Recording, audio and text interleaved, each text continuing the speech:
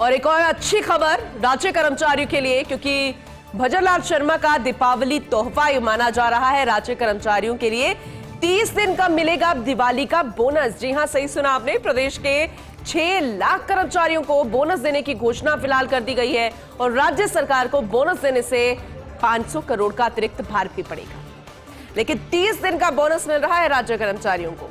पे level L12 grade pay 4800 और उससे कम वेतन वालों को मिलेगा बोनस। बोनस की गणना अधिकतम परिलब्धियां 7000 रुपया है।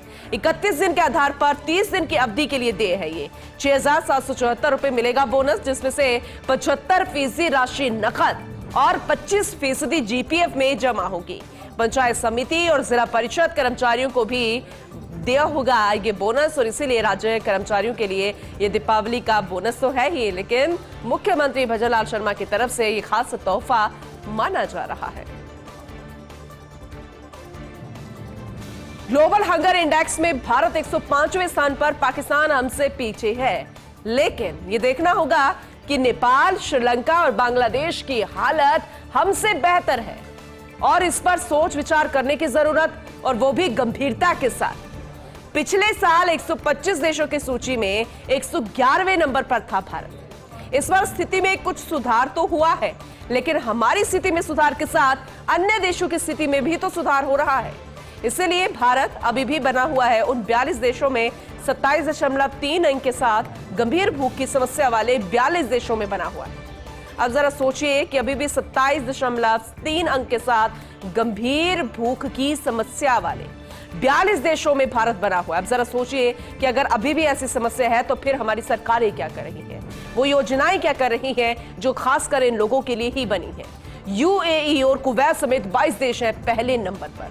Concern world wide world hunger help नामक यूरोपियन एनजीओ तैयार करता है ये लिस्ट और लिस्ट के अनुसार यही कहा जा रहा है। वहीं दुनिया के अलग अलग देशों में 4 पैमानों का आकलन कर तैयार किया जाता है ये इंडेक्स, और भारत को अभी और ज्यादा गंभीरता से इस लिस्ट को देखना चाहिए, विचार विमर्श करना चाहिए और आने वाले समय में जब एक बार फिर से रिपोर्ट बनेगी और आकलन किया जाएगा, लिस्ट तैयार होगी, तो भारत को अपने पायदान को सुधारने की जरूरत है। चलिए आगे बढ़ते, जानकारी दे दे। HAL को मिला महारत्न का दर्जा। हिंदुस्तान एरोनॉटिक्स बनी भारत की 14वीं महारत्न कंपनी। वित्त मंत्री निर्मला सीतारमण ने दी 14वें महारत्न CPSE में अपग्रेड करने को मंजूरी। 28,162 करोड़ रुपया है हिंदुस्तान एरोनॉटिक्स लिमिटेड का एनुअल टर्नओवर। वित्त वर्ष 2023-24 में 7,595 करोड़ रुपया रहा है कंपनी का नेट प्रॉफिट। कई तरह के एयरक्राफ्ट और हेलीकॉप्टर का निर्माण करती है ये कंपनी।